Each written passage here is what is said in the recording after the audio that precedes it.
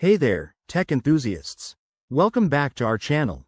Today, we're diving into a super useful topic: how to check storage on your iPhone in 2025. With all the new features, apps, and media we pack into our devices, keeping an eye on storage is essential to avoid slowdowns or unexpected issues.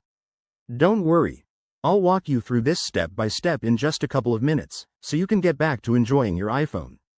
First things first, unlock your iPhone and head to the home screen.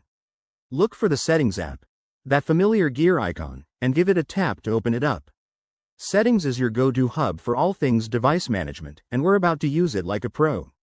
Once you're in Settings, scroll down until you spot General. It's usually near the top, but in 2025's updated iOS, it might have a fresh look. Tap on it anyway. General houses a bunch of key options, including the one we need. Now, in the General menu, find and tap on iPhone Storage.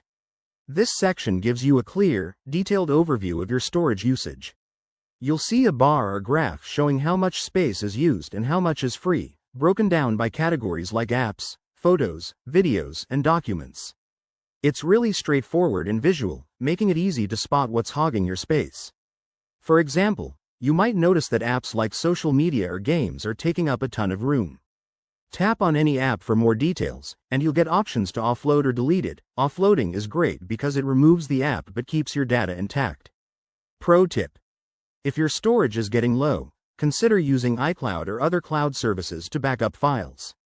Regularly checking this can keep your iPhone running smoothly and prevent surprises. And that's it, you've now mastered checking storage on your iPhone in 2025. If this helped, hit that like button, subscribe for more quick tech tutorials, and drop a comment if you have questions. Thanks for watching. See you in the next video.